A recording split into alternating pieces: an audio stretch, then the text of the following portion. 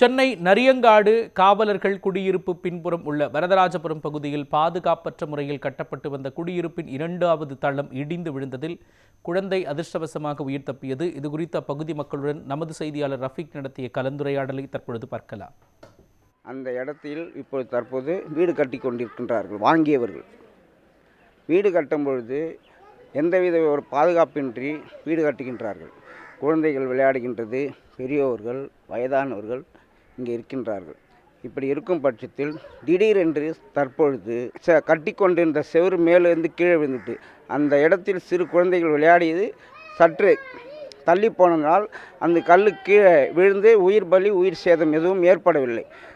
யதார்த்தமாக உயிர் சேதம் ஏற்பட்டிருந்தால் அப்பொழுதுதான் நமது அரசாங்கத்தில் பணிபுரியும் சென்னை மாநகராட்சியின் அரசாங்கத்தில் பணிபுரியும் ஏஇ டிஇ நடவடிக்கை எடுப்பார்களா?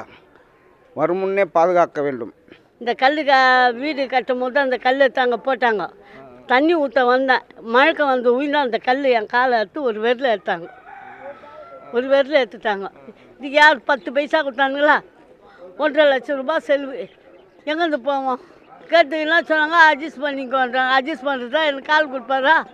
சென்னை எழும்பூர் பகுதியான நரியங்காடு காவலர்கள் குடியிருப்பு பின்புறம் இருக்கக்கூடிய சுப்பையன் தெரு தற்போது இருந்து வருகிறோம். இங்கே இருக்கக்கூடிய இந்த தெருவில் வசித்து வரக்கூடிய சுமார் 500க்கும் மேற்பட்ட குடும்பத்தினர் இங்கே வசித்து வருகின்ற சிறு பிள்ளைகள் உட்பட இங்கே இருக்கக்கூடிய வசித்து வரக்கூடிய நிலையில் இங்கே எந்த ஒரு பாதுகாப்பு இல்லாத வகையில் பாதுகாப்பு அற்ற வகையில் இங்கே இருக்கக்கூடிய கட்டிடங்கள் கட்டி வருகின்றன. தற்போது இருக்கக்கூடிய ஒரு அசம்பாவிதம் தற்போது ஏற்பட வாய்ப்புள்ளதாக தெரிவித்து வருகின்றன. தற்போது இங்கே வசித்துக்கு வரக்கூடிய நபர்களிடம் கேட்டறிவோம். இங்கே பார்த்தீங்கன்னா இது வந்து முழுக்க ஒரு தாழ்த்தப்பட்ட ஆதிரார் பகுதி. இது இங்கே இருக்கிறவங்கெல்லாம் பார்த்தீங்கன்னா இங்கே இருக்கிறவங்க தான் வீடே வாங்கணும் கட்டணுன்ற ஒரு சூழ்நிலை இருக்கும்போது இவங்க இல்லீகலாக ஒரு ரிஜிஸ்ட்ரேஷன் பண்ணி கட்டுறாங்க.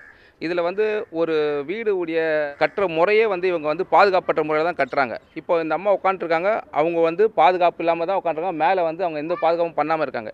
இங்கே இவ்வளோ பெரிய கல் விழுந்திருக்கு பாருங்கள். கல் விழுந்திருக்கு. குழந்தைங்க இப்போ தான் விளையாடிட்டு இருந்தாங்க. இப்போ நாங்களும் கம்ப்ளைண்ட் மேலே கம்ப்ளைண்ட் பண்ணிட்டோம். எந்த ஒரு அதிகாரியும் நடவடிக்கை எடுக்கிறதில்ல. இது இப்போ குழந்தைங்க விளையாட்டு இருந்தாங்க. இப்போ இந்த ஒரு செகண்ட் நவுந்ததால் தான் இந்த உயிர் பலி இங்கே ஏற்படாமல் இல்லைன்னா உயிர் பலி ஏற்பட்டிருக்கோம். நாங்கள் எவ்வளோ கம்ப்ளைண்ட் கொடுத்தாலும் ஏஇஜே யாருமே மதிக்கிறதில்ல, யாரும் கண்டுக்கிறதும் இல்லை. இதுக்கு நாங்கள் மெட்ரோ வாட்ரு தலைவர்கிட்ட நாங்கள் கம்ப்ளைண்ட் பண்ணியிருக்கோம். அதுக்கும் அவங்க எந்த நடவடிக்கையும் எடுக்கல. இது இந்த செய்தி மூலமாக நம்ம சிஎம் வரைக்கும் நம்ம எட்டணும். இந்த பகுதி மக்களுக்கு ஒரு நல்ல விடிவு காலம் வேணும்.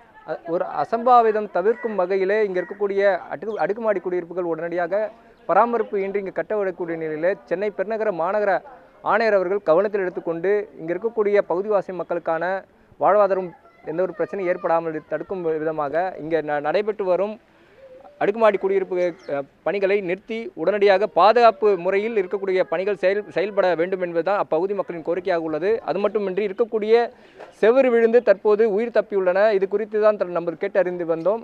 உடனடி நடவடிக்கைகளாக சென்னை மாநகராட்சி ஆணையர் அவர்கள் உடனடி கவனத்தை எடுத்துக்கொண்டு நரியங்காடு காவலர்கள் குடியிருப்பு இருக்கக்கூடிய பகுதியான பின்புறமே இந்த தெருவில் இந்த அசம்பாவிதம் தவிர்ப்பதற்கு உடனடி நடவடிக்கைகளை மேற்கொள்ளப்பட வேண்டும் என்பதுதான் அப்பகுதி மக்களின் கோரிக்கையாக உள்ளது என்பது தெரிவிக்கப்பட்டு வருகிறது.